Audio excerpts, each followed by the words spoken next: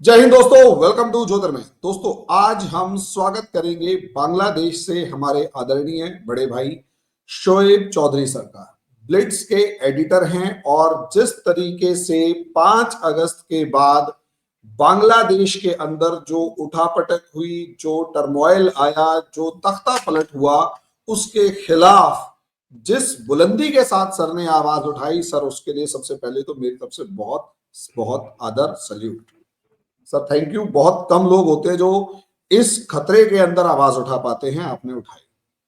और देश प्रेम, हमारे इसे देश प्रेम कहते हैं। देश प्रेम इसी को कहा जाता है और कोई परिभाषा नहीं होती, किसी किताब में लिखी नहीं होती जब तक वो करके ना दिखाया जाए। सर, बड़ा दुख है बांग्लादेश के अंदर जो चल रहा है इस टाइम पर। कल एक और घटना हुई। वैसे तो शोर मचाते हैं डेमोक्रेसी डेमोक्रेसी, डेमोक्रेटिक सिस्टम, लेकिन प्रॉब्लम क्या आ रही है? प्रॉब्लम ये दिखाई दी कि बांग्लादेश में अवामी लीग ने कल एक, हालांकि वो 1 तारीख से, 1 फेब से ही स्टार्टिंग कर रखी है उसने बहुत अच्छे तरीके से, कि वो कोशिश कर रही है कि डेमोक्रेटिक सिस्टम को एस्टेब्लिश किया जाए। लेकिन कल जैसे ही उन्होंने एक ढाका बंद की डिमांड आज की और कॉल आज थी, कल उन्होंने पूरी ताकत के साथ, मतलब एक, कल उन्होंने अपने फॉलोवर्स को एड्रेस करने के लिए शेख हसीना मैडम ने एक ऑनलाइन सभा बुलाई। ऑनलाइन जिसे कहते हैं कि हम ऑनलाइन वो लोगों को बुला रहे थे और उनको एड्रेस कर रहे थे, अपने फॉलोवर्स को। लेकिन उस टाइम पर एकदम से ऐसा हुआ कि बुलडोजर मूवमेंट हुआ और बुलडोजर लेके ये शेख मुजीबुर रहमान, फादर ऑफ बांग्लादेश, के घर पहुंच गए। उसमें तोड़फोड़ की, आगजनी की। उसके बाद भारत तक को धमकी दे डाली। सर, मामला क्या है? क्या ये डेमोक्रेसी को जानबूझकर, बिल्कुल जिसे कहते हैं मर्डर ऑफ डेमोक्रेसी, क्या ये तो जेनोसाइड ऑफ डेमोक्रेसी हो रहा है, पोग्राम ऑफ डेमोक्रेसी हो रहा है? क्या आवाज उठाने वाले बांग्लादेश में, इन सबके खिलाफ आवाज उठाने वाले नहीं बचे? मैं उस क्वेश्चन पर बाद में होगा। पहला क्वेश्चन, ये हो क्या रहा है? जी सर। बहुत बहुत धन्यवाद हरिमोहन भाई। बांग्लादेश में जो हो रहा है 5 अगस्त से, ये तो अमेरिकन डीप स्टेट और पाकिस्तानी आईएसआई की जॉइंट प्रोजेक्ट चल रहा है। और पाकिस्तान, आप जानते हैं, पाकिस्तान खुद एक कब्रिस्तान भी है और एक टेररिस्ट नेशन भी है, और वो जहां भी जाता है वहीं आतंकवादी फैलाते हैं।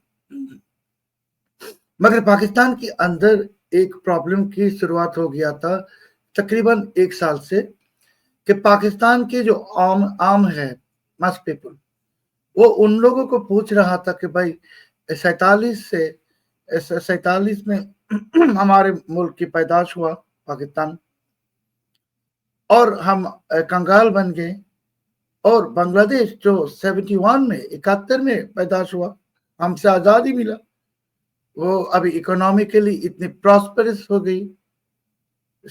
ये क्या है? ये किस तुम्हारे आर्मी का कसूर है? तो एक ऐसा हालत हो गया था पाकिस्तान में कि लोग बात करने शुरू किया था कि बांग्लादेश इतनी ऊपर चले गई, वो भी भारत के साथ अच्छी रिश्ते रखने के कारण, और पाकिस्तान ऐसे भिखारी हो गई कि कटोरी भी नहीं है भीख मांगने की। इसके साथ ये जो भी इलेक्टेड प्राइम मिनिस्टर होता है, इमरान खान, जेल भेज देते, डेमोक्रेसी है नहीं।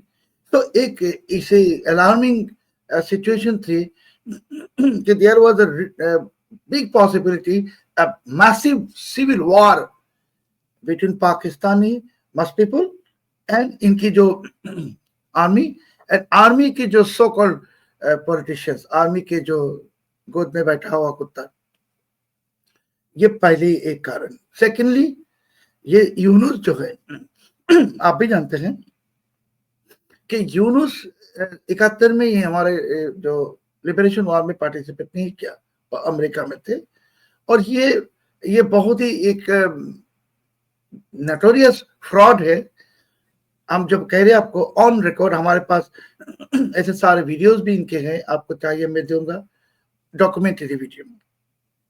सो यूनुस एक मक्कार भी है कि ग्रामीण बैंक का जो हिस्ट्री है, आप तो टीचर हाँ है, सर, बिल्कुल। आप उसको खा जानते गया था हैं बहुत कि सारे पैसे। नहीं, सूफिया बेगम का एक कहानी सुना रहे थे दुनिया वालों को कि सूफिया बेगम द फर्स्ट बोरोर ऑफ ग्रामीण बैंक, 20 टका के लिए माइक्रो क्रेडिट लेके वो धनवान बन गए, बिल्डिंग बनाए, ऐसे कहानी सुना रहे थे। और 2007 में यूनेस्को जब नोबेल पुरस्कार दिया गया, मिला नहीं, किसी ने दिया, सो उस वक्त उसने डिक्लेरेशन की, ऐलान की कि 12 साल के अंदर अंदर गरीबी को वो जादूगर भेजेगा, लोग जाएगा जादूगर देखने के लिए गरीबी क्या है। 2007, उसी वक्त 2007 में पुलिस के रिपोर्टर्स हम भेजे, वो सुफिया बेगम के घर, जहां यूनुस के गांव है, जहां उसका जन्म हुआ, चिटागांव में, जाके देखा सुफिया बेगम तो अनाहार में, गरीबी में मर गई। और जो बिल्डिंग उस दिखा रही थी सुफिया बेगम की, सुफिया बेगम का बिल्डिंग है, ये किसी और का बिल्डिंग है। उसने भी इंटरव्यू दिया हमारे पास है। तो ऐसी एक फ्रॉड है यूनुस। और डीप स्टेट जो होता है, सोरोस जो होता है, वो ऐसे फ्रॉड को तलाश करता है। आपके यस, देश में भी ऐसे फ्रॉड है, बहुत है, भारत में भी ऐसे फ्रॉड है, जिसको बहुत है। ये लेता है, पकड़ता है। सो ये ऐसे एक साजिश है। एक तरफ पाकिस्तानी आईएसआई की मजबूरी के उसमें रिवोल्ट हो जाएगा, और दूसरी तरफ ये सोरोस, क्लिंटन वगैरह की, कि बांग्लादेश में तो भाई नेचुरल रिसोर्स बहुत है, और नेचुरल रिसोर्स लूटने के लिए एक देश को बर्बाद करना जरूरी होता है, जैसे अफगानिस्तान को बर्बाद करके उन्होंने लूटा है। और वही साजिश में ये नेचुरल रिसोर्स लूटने की साजिश में बांग्लादेश को अमेरिकन डीप स्टेट की, मैं एक खराब वर्ड की इस्तेमाल करूंगा, आपसे माफी मांग के, कि वो अमेरिकन डीप स्टेट की रखेल है पाकिस्तान। हम अंग्रेजी में जिसको कहते हैं मैं कॉन्क्यूबाइन। खुद भी यही वर्ड यूज करता हूं। Thank you. सो पाकिस्तान ऐसे एक नाला ना नाला जिसकी कोई लाज नहीं नालायक। है, नहीं, इसके कोई शेम नहीं है, शेमलेस, क्लासलेस टेररिस्ट नेशन, कि जहां भी पैसे की खुशबू आता है पाकिस्तान वहां वही तरफ दौड़ता है Pakistani army. Pakistani mass people, I don't want to say anything about them, but they are already victim, they have become, गुलाम हो गई। पाकिस्तान में जितने आम है सब गुलाम है आर्मी का, और आर्मी की लैपटॉप पॉलिटिशियन। तो यही कॉन्स्पिरेसी। अभी जो आप कह रहे हैं शेख हसीना के कल वर्चुअल जो एड्रेस यानी वक्तव्य, देखिए हरिमोहन भाई, बांग्लादेश में हसीना जब चले गए 5 अगस्त, आप मानो या ना मानो, मैं मानो या ना मानो, शेख हसीना की गवर्नमेंट ने तो करप्शन की, उनके बहुत लोगों ने हजारों करोड़ मारा, लूटा। अभी तो सब भाई बहुत सारे देश में शेख हसीना के फैमिली भी करप्शन में इन्वॉल्व थे। और इस हालत में जब बांग्लादेश को पाकिस्तानी आयताई कब्जा कर लिया, अमेरिकन डीप स्टेट कब्जा कर लिया, जहां हिंदुओं की नरसंहार चल रहा है, हिंदुओं के ऊपर अत्याचार चल रहा है, शेख हसीना को अभी अचानक ये भाषण देने की क्या जरूरत थी? कि आपके एक मुल्क में कंट्रोल है नहीं, आपकी एक भी बंदा बाहर आ नहीं सकते, आप भाषण क्यों देते हो? ये सिचुएशन को आपके जो सपोर्टर्स है बांग्लादेश में, उसको और भी मुसीबत में डालने के लिए। और हम कहेंगे ना, ये उनकी एक फेल्ड पॉलिसी, जिस फेल्ड पॉलिसी के कारण ही वो तो भारत के बाद पहले सुना नहीं, भारत के मशवरे सुनते, इलेक्शंस फ्री एंड फेयर करते, उनको ऐसे भागना नहीं पड़ता। और अभी फिर से वो गलती कर रहे हैं, इट्स पॉलिटिकल सुसाइड। उसके नतीजे में ये बंगबंधु का बिल्डिंग डिमोलिश हो गया। शेख हसीना का और एक मकान है धानमंडी में, उसमें भी आग लगा दी। और कल सारे रात, आज सारे दिन तक अवामी लीग के बहुत सारे लीडर्स की बिल्डिंग डिमोलिश हुआ। कल कुमिल्ला में हिंदुओं के ऊपर अत्याचार हुआ, अटैक हुआ, माँ बहन की इज्जत गई कल रात। और ये जिहादी अलकायदा वाले, क्योंकि आप भी वीडियो देखे हैं कि जब बंगबंधु की बिल्डिंग डिमोलिश कर रहा था, ये कौन है? ये पाकिस्तानी आयता है कि लोग हिजबुत तहरीर, अलकायदा का फ्लैग भी उसके हाथ में थे। ये तो कोई पॉलिटिकल पीपल है नहीं, एलिमेंट थे, मर्सिनरी थे। सो अभी ये मर्सिनरी ने ऐलान कर दी कि मंगलवार अगर शेख हसीना को प्रत्यर्पण नहीं करेगा भारत, मंगलवार ट्यूसडे, वो भारतीय हाई कमीशन अटैक करेगा। और उनके भाषण में वो कह रहे कि वो भारतीय हाई कमीशन में भी बुलडोजर चलाएगा। और उसी दिन वो कह रहे कि उल्फा की परेश बरुआ को देके वो ऐसे ही वर्चुअल भाषण दिलवाएगा। यही सिचुएशन है। आपको क्या लगता है? सर, मुझे ये लगता है कि असलियत में ये जो गेम है ये एक अलग ही लेवल का जो जा रहा है, वो इसलिए जा रहा है क्योंकि अमेरिका से जो पूरे का पूरा सपोर्ट मिलना था वो हो गया है बंद। और अमेरिका ने जो यूएसएआईडी वगैरह के जो ऑर्गेनाइजेशंस थी या जो भी पैसा था वो मिलना देना कर दिया है बंद। लेकिन जो जिसे हम डीप स्टेट, गहरा राज्य कहते हैं, असलियत में अगर उसे उठाकर देखा जाएगा तो वो क्या गेम खेल रहा है, वो अब बांग्लादेश को ऐसी सिचुएशन में पहुंचा चुका है जहां से यूनाइटेड स्टेट्स से पैसा आए या ना आए कोई फर्क नहीं पड़ता। उसने अपने स्टूज, उसने अपने एजेंट्स बांग्लादेश में इस लेवल पर एक्टिवेट कर दिए हैं और उनको एक मास बेस और फाइनेंशियल रिसोर्सेज पहुंचा दिए हैं कि अब वो ऑटोमेटिकली वो जनरेट कर रहे हैं और ऑटोमेटिकली सिस्टम को चला रहे हैं, ऑटोमेटिकली एक एनार्की, एक डिसऑर्डर क्रिएट कर रहे हैं। उसका असर क्या हो रहा है? ये जो ऑटोमेटिकली उसे जला रहे हैं, उसे बर्बाद कर रहे हैं, उसका असर ये हो रहा है कि अब आपके यहां पर, अच्छा, और सबसे बड़ी बात, मैं थोड़ा सा डिसएग्री करूंगा कि शेख हसीना या खालिदा जिया, खासकर शेख हसीना, इसके साथ एक प्रॉब्लम आ रही है और वो किसी भी ऐसे लीडर के साथ आती है जिसको अपना देश शेख हसीना की तरह छोड़ के भागना पड़ता है। अगर वो चुप बैठती है तो उसके काडर का जो मोराल है वो डाउन होता है और वो अपने आप ही खत्म हो जाता है।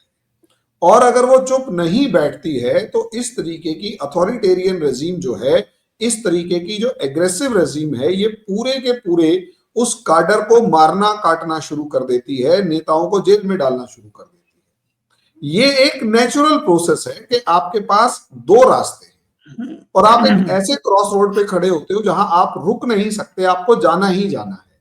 या तो आप नहीं जाओगे तो भी आपका सब कुछ सिस्टम खत्म हो गया और वो अथॉरिटेरियन रेजीम मजबूत होती चली जाएगी, और अगर आप जाते हो तो आपका काडर जो है उसको मारा जाता है, काटा जाता है, बुरी तरीके से खत्म किया जाता है। तो मुझे ऐसा लगता है शेख हसीना उस जो दो राहे पर थी, दो रास्ते पर थी, उनमें से एक को उसने चुन ली, चूज किया, और वो मजबूरी है। इवन कोई भी होता तो उसको आज नहीं तो कल, इवन शेख हसीना को आज नहीं तो 6 महीने बाद भी ऐसे करना पड़ता, साल भर बाद भी ऐसे करना पड़ता। और अगर ये 5 साल भर बाद या 5 साल बाद करती तो कोई बेस ही नहीं बचता, वो सब कुछ खत्म हो चुका होता। अब दूसरी इस चीज के अंदर मुझे सिचुएशन ये नजर आती है कि जो यूनिस है वो असलियत में चाहता है, ये एक ट्रैप है, चाहता है कि शेख हसीना रिएक्ट कर रहे हैं। और शेख हसीना की मजबूरी है, इंडिया की भी मजबूरी है, शेख हसीना को पूरी दुनिया में कहीं पर भी कोई जगह छिपने के लिए नहीं है, क्योंकि इस टाइम पर जो भी शेख हसीना को अपनी कंट्री में छिपाएगा वो दुश्मन कहलाएगा। अमेरिका, ब्रिटेन ने घुसने नहीं दिया, बाकी कोई दुनिया में कंट्री ऐसा है नहीं जो उसे प्रोटेक्ट कर पाए, उसे रख पाए इंडिया के अलावा। और अगर इंडिया अपने पास नहीं रखता है तो आने वाले टाइम में होगा ये कि पूरी ये शेख हसीना किसी भी दूसरे की पपेट बनती हुई नजर आएगी, या यूं कहें वो शेख हसीना को वहीं जान से नहीं मारेंगे लेकिन इनकी पॉलिटिक्स खत्म कर देंगे। यहां इंडिया के अंदर रहकर वो पॉसिबली कैसे भी एक पॉलिटिक्स कर सकती है और वो कर रही है। और वो पॉलिटिक्स इसलिए जरूरी है कि ठीक है इस टाइम पर मारकाट मच रही है, हिंदू जेनोसाइड हो रहा है, लेकिन मेरा अपना मानना है कि डेमोक्रेसी को बचाने के लिए, इस अथॉरिटेरियन रेजीम से लड़ने के लिए, इस डिक्टेटरशिप से लड़ने के लिए आपको खड़ा होना पड़ेगा। और अगर ये खड़े नहीं होते हैं, देखिए खालिदा जिया भाग चुकी है। अच्छा, खास बात ये खालिदा जिया की पार्टी मुझे ज्यादा डिमोरलाइज लग रही है, क्योंकि एक जैसे मैं अपनी कंट्री में डेमोक्रेसी देखता हूं, हमारे यहाँ डेमोक्रेटिक सिस्टम में पार्टियां इतना ज्यादा दिन तक रुकती नहीं है, वो लड़ पड़ती हैं, वो स्ट्रांग प्रोटेस्ट करेंगी और वो बहुत स्ट्रांग प्रोटेस्ट करेंगी। यहां आपके यहां ऐसा इसलिए नजर, और क्योंकि जो बीएनपी है वो शेख खालिदा जिया भाग चुकी है, और रेडिकल फोर्सेस इस्लाम के नाम पर इतनी ज्यादा तेजी से आगे बढ़ रही है कि उनको रोक पाने वाली मुझे कोई फोर्स नजर नहीं आ रही। जी, मैं एक बात कहना चाहता हूं, मैं आपके बात से बिल्कुल सहमत हूं कि शेख हसीना के लिए अभी एक एक्स्ट्रा ऑर्डिनरी सिचुएशन है, मगर एक चीज मैं लाना चाहूंगा इससे पहले, बाद में और एक इंफॉर्मेशन। देखिए 2003 में बीएनपी जमात वालों ने, मैंने जब कहा था कि बांग्लादेश में मदरसा में जंगी की पैदाश हो रहा है, जिहादियों की, तो जमात इस्लामी और बीएनपी के कोalition गवर्नमेंट जो थे 2003, वो लोगों ने हमारे खिलाफ सेडिशन, ट्रीजन और ब्लास्फेमी की केस दायर की, और उसी केस में 2014 में शेख हसीना गवर्नमेंट ने मुझे 7 साल की सजा दिलवा दी, जेल भेज दी हमें, और ये पूरे जो टेन्यूर है जेल में सजा की, वो पूरे टेन्यूर में मुझे कंडेम्ड सेल में रखा, फांसी की जो कंडेम्ड सेल होते वहां, which is complete illegal violation of human rights। क्यों? कि शेख हसीना को लगा कि मैं इस्लाम की दुश्मन हूं। जब ये गाजा में हुआ, इजराइल गाजा कॉन्फ्लिक्ट, आप भी जानते हैं, शेख हसीना तो गाजा के लिए जान दे दी, बहुत शोर मचाए उनके भाइयों के लिए, गाजा वालों के लिए। ढाका के सड़क में पहले फिलिस्तीन की फ्लैग ये अवामी लीग ने शो किया, अभी वही फिलिस्तीन की फ्लैग शेख हसीना की दुश्मन के हाथ में गए। तो ये जो आप तो जिहादियों को जब पेट्रोनाइज करते हो, अपीज करते हो, एक पत्रकार जो जिहाद के खिलाफ कहते हैं उसको जेल में भेजते हैं, फांसी के सेल में रखते हैं, उसके कारण क्या है कि आपके इस्लाम के लिए बहुत ज्यादा प्यार है, मोहब्बत है, और वही मोहब्बत की अभी जो क्या कहते हैं कर्मा है, और भी उनको मिल रहा है, कर्मा रिटर्न हो रहा है। जी। Secondly, it's an extraordinary situation, Harimohan bhai, for Sheikh Hasina. I absolutely agree with you. She needs to act to return. मगर ये एक्शन के लिए उनको जो स्ट्रेटेजिक एलाइज तो है, भारत में है, भारत के बाहर भी है, outside the politics strategic allies in media etcetera, Harimohan साहब है, मीडिया आउटलेट से वगैरह बहुत लोग हैं। She should have communicated with everyone, interacted and consulted how to proceed under the extraordinary situation, number one। Number 2, 71 साल की 16 दिसंबर बांग्लादेश की लिबरेशन मिला, और 14 दिसंबर पाकिस्तानियों ने हमारे देश की इंटेलेक्चुअल्स को किल किया। अभी जो 12 फरवरी मोदी जी अमेरिका जा रहे हैं, 14 फरवरी मोदी जी के साथ डोनाल्ड ट्रंप की जॉइंट प्रेस कॉन्फ्रेंस है, और मुझे लगता है शायद आप भी हमारे ये बात से सहमत होंगे कि हमारे लगता है जैसे ट्रंप और नेतन्याहू की प्रेस कॉन्फ्रेंस में, जॉइंट कॉन्फ्रेंस में बहुत सी टफ कुछ डिसीजन आ गई। सो ऐसे ही कुछ ट्रंप टफ डिसीजन बांग्लादेश के लिए, यूनुस के लिए आने वाला है, और वही खबर यूनुस को मिल गया, पाकिस्तानी आईएसआई को भी मिल गया। सो पाकिस्तानी अभी जाते जाते भागने के आगे पहले बांग्लादेश में जितना बर्बादी कर सकेंगे और प्रतिशोध ले सके against the pro liberation forces, वही अभी शुरू किया। मगर एक बहुत अच्छा चीज हुआ है जो शायद यूनुस की पता नहीं, कि कल रात से जो चीज यूनुस ने शुरू किया, अगर शेख हसीना भाषण दे देते peacefully, it would never become world news, because Sheikh Hasina is nothing in the global politics. मगर कल रात जो किया उन्होंने, अभी ये पूरे चीज को और शेख हसीना के भाषण को ग्लोबल मीडिया में ले आएगा, वेस्टर्न मीडिया में।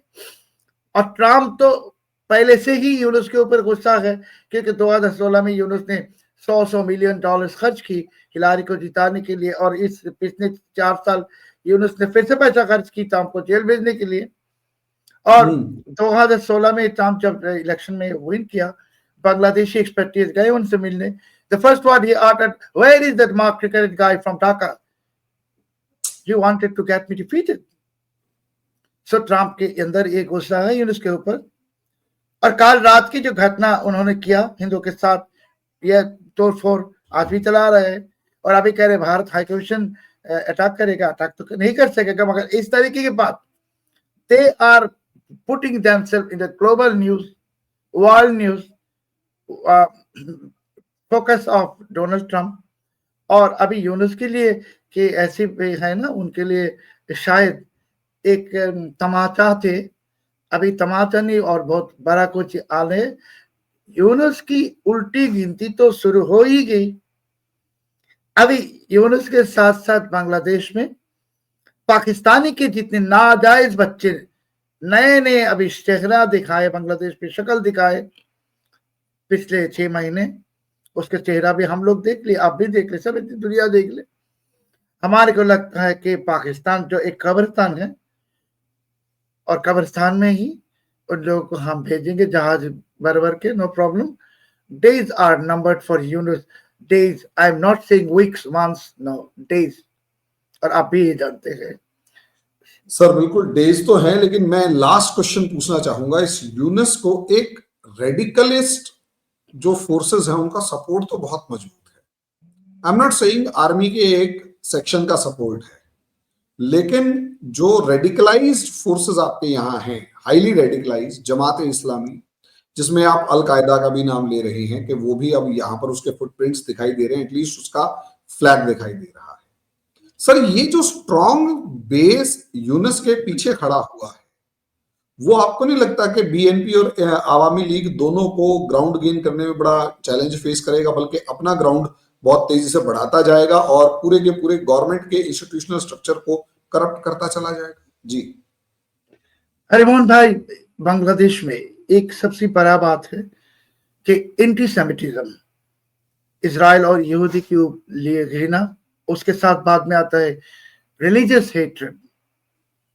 और वो रिलीजियस हेट्रेड, एंटीसेमिटिज्म, ये कभी बंद नहीं हुआ. आप देखेंगे शेख मुजीबुर रहमान भी एंटीसेमाइट थे, शेख हसीना भी एंटीसेमाइट, खालिदा जमात, सब. और इसके कारण बांग्लादेश में आप जो देख रहे हैं कि लोग, आप हम जो जिसको कह रहे हैं अलकायदा रियली, मगर इसके प्रोपोर्शन है only 11% of the total population. Bengali जो 18 करोड़ हैं हमारे तरह, ये लोग कोई ऐसे रेडिकलाइज वगैरह कुछ भी नहीं है.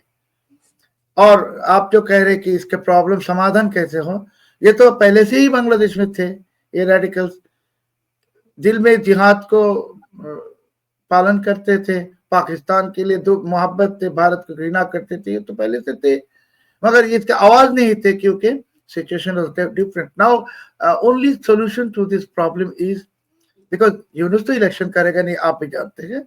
The quickest solution is now our arm forces has to immediately intervene.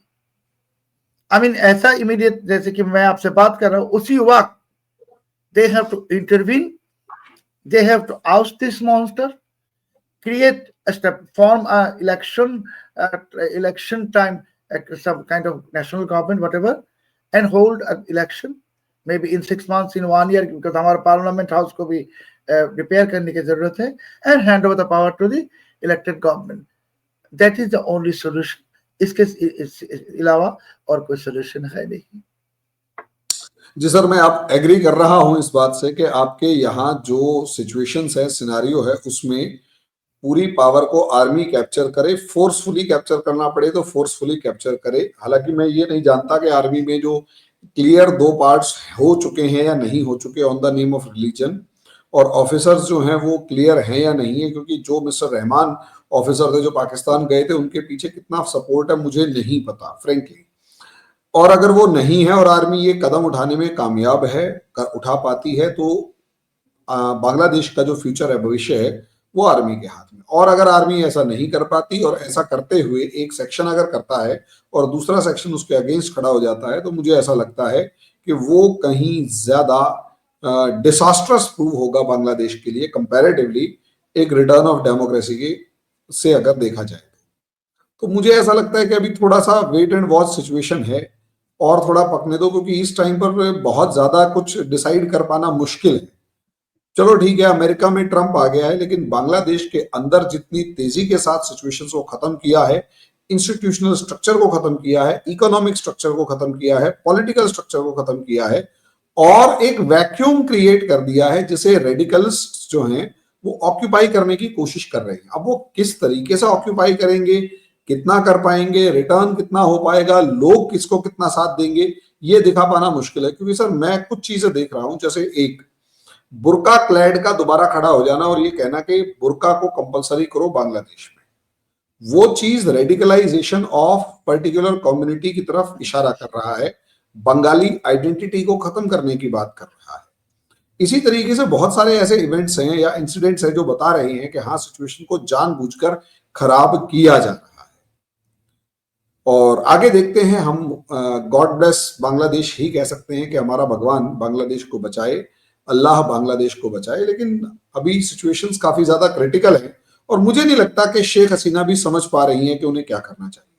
और यूनिस जो हैं वो रिएक्टिव इतने ज्यादा इसलिए हैं क्योंकि वो चाहते हैं कि जितनी जल्दी सिचुएशंस ऑफ बांग्लादेश खराब हो, जितनी ज्यादा जल्दी रेडिकलाइज्ड फोर्सेस जो है वो बांग्लादेश के ऊपर कब्जा करें, उतना ज्यादा अच्छा है। मुझे नहीं लगता कि इंडिया भी किसी तरीके का डिसीजन ले पाने में कैपेबल है।